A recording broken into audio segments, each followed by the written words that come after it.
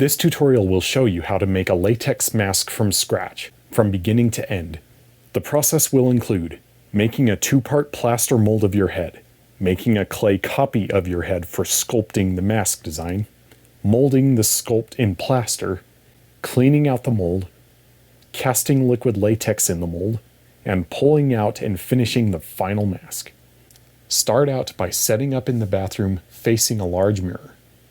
Step 1. Take off your shirt and do a sexy dance. This is the most important part of the process, so feel free to take as much time as you need. Start out by wetting your hair and combing it so that it sticks close to your head. We're going to start out by making a poor man's bald cap. Pull out a piece of plastic wrap about 1.5 feet long and lay it lengthwise against your head, covering your front hairline. Add pieces of duct tape to stick it to your face. Very attractive. Pull out another piece of plastic wrap and wrap that one around the back side of your head, covering the bottom of your hair. Tape it up. Your hair should now be completely covered. Take some Vaseline and rub it all over your face and neck, and any exposed skin or hair on your head. This will prevent the plaster from sticking to you. Dip plaster strips in a bucket of water and lay them on your face. Repeat until the front half of your head is totally covered. Lay the strips all the way up to the middle top of your head, all the way down the sides, and a little on the neck. You can cover up one eye, but leave the other one uncovered so you can see what you're doing, and keep holes around your nostrils so you can still breathe. After you have your face covered, you can use a hairdryer to speed up the drying process. It doesn't have to be completely dry, but it needs to be dry enough so that it will hold its shape when you take it off your head. Try to keep a good posture, standing up straight while the plaster is drying. 5 to 10 minutes with the hairdryer should be enough. When the plaster is dry, pull the mold off of your head. It should come off easily. The bald cap will probably come with it. That's fine. If you need to, reapply another plastic wrap bald cap and repeat the same process, covering the back of your head. It's a good idea to have some overlap in the middle to ensure that both mold halves will cover all of your head. Dry the plaster and then pull the mold off. To make a clean division between the two halves, put both of the molds on your head until one overlaps the other. On mine, the back one overlapped the front one by about 1/2 inch. Use a permanent marker to mark the edge of the overlap. You can then take off that half of the mold and then cut it with scissors right along the line that you drew. The two halves should now join together smoothly at the dividing line. Add more plaster strips to seal up the nostril holes and the eye hole. It's also a good idea to add another layer or two of more strips for extra strength. Now we're getting ready to put clay into our molds, which we will then form around a foam head. We're going to cut the foam head into pieces and then tape it back together. Having the foam head in pieces will make it easier to remove when we're pulling it out of the plaster mold that we will be making over the final mask sculpt. I cut the head with a long serrated knife, a bread knife. This was very messy. Little pieces of foam stick everywhere. Do this over a tarp or somewhere where it's easy to clean up. Prepare your molds by laying down some plastic wrap into the insides. Then take large pieces of clay and press them down into the molds. Push them all the way with a lot of pressure to ensure that you're filling all the details of the molds. There are many types of clay you can use. I am using pottery clay mostly because it was cheap. It's not the best for sculpting, probably a bit too wet and soft. Oil-based clay is much better for sculpting, but it is more expensive. Something that might be good to do is first lay in a small layer of oil-based clay or any other high-quality clay on the surface of the mold and then fill the rest with the cheaper clay. Fill in the molds completely with about 3/4 of an inch of clay. Then put the foam head into one of the molds, position it properly centered, and press it in. You'll have to add and remove some clay in some areas to get it to fit perfectly.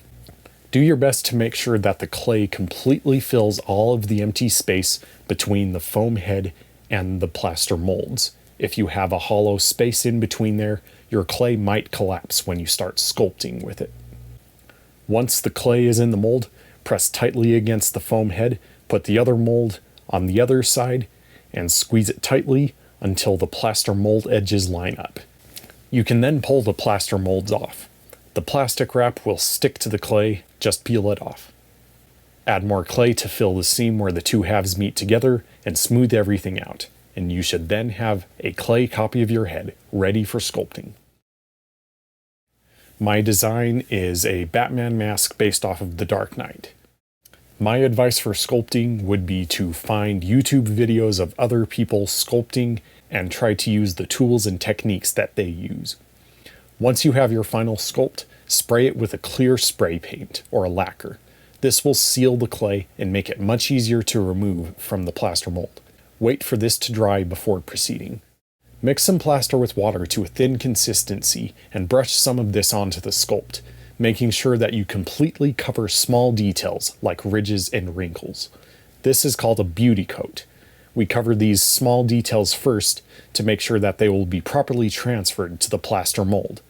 After this first coat, you can then mix a batch of thicker plaster and then spread it all over the mold. I just used my hands. You'll want at least a half an inch of plaster covering the whole sculpt on the first layer. Tap the head a bit to get some of the air bubbles out of the plaster. Now I'm using plaster of Paris because it's easy to find and it's pretty cheap, but it can be a little soft and not too durable for detailed molding work like this. There are stronger plasters out there like Hydrocal or Ultracal, which are much better for this process. You can buy those from online stores, and if you can afford the cost, try to go for these higher quality plasters. To build up the mold, I used alternating layers of plaster and plaster strips. I'd lay on a layer of plaster and then add a layer or two of plaster strips. This is a good way to add durability and strength to your mold. You can also use burlap straps. Add more plaster, then more strips. More plaster, and more strips. I did this until the mold was about an inch thick. Then I let it dry for at least a few hours. After the mold is dry, we need to empty it out. Start by removing the styrofoam head. If you cut it into pieces, then this will be very easy. Then dig out the clay. Most of it should come out in just one piece. Some pieces of clay will be left behind. Sponges, sandpaper, or a wet toothbrush can help a lot with this. A small piece of bent wire can also help to dig into small cavities. Just be careful to not scratch the plaster surface too much. Go ahead and smooth out imperfections in the mold. You can use sandpaper to sand down areas that aren't smooth enough, and you can fill in holes or damaged areas with more plaster or joint compound. Try and clean out as many tiny plaster and clay pieces from the mold as you can. I took the mold outside and sprayed it with the garden hose, and then wiped the insides gently with a towel. I also sprayed it with a clear lacquer to seal and hopefully smooth the inside more. For working with latex, set up in a well-ventilated area, like a garage or somewhere outside. A respirator is highly recommended. Have your latex in a container ready to pour. If you want latex of a specific color, mix in some acrylic paint.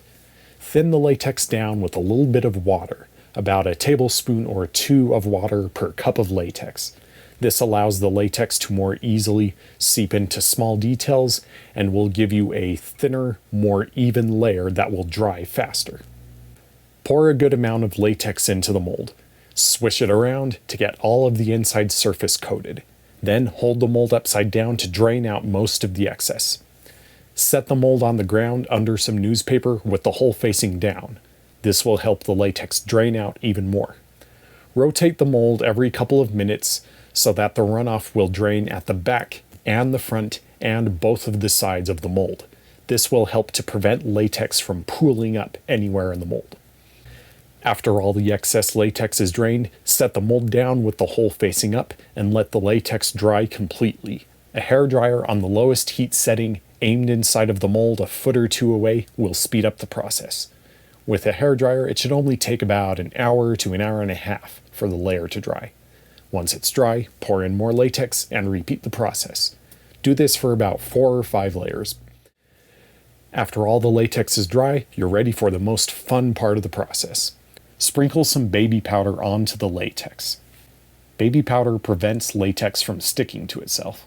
Peel the latex away at the edges of the mold and slowly pull it away from the plaster. Be gentle with it, don't pull too hard. Add more baby powder to the top side of the latex as you peel it off. Eventually you'll have it all pulled out and you will have a mask. A very dirty, ugly mask. You'll want to clean off debris and smooth out some areas. You can wipe off the mask with a wet towel. You can add more latex to fill in small holes. You can also use a Dremel tool to help sand off unwanted raised areas. The easiest way to paint a latex mask is to use latex mixed with acrylic paint. For my mask, I sprayed thin latex through a cheap airbrush to get a thin top layer. This worked very well to cover all the imperfections and debris and also helped to smooth out the surface. It was very difficult to try to get the surface perfectly smooth. As you can see, mine still has quite a few lumps and holes. Use scissors or an X-Acto knife to cut out mouth holes and eye holes. And then you should have a finished product, a custom homemade latex mask that fits your head like a glove.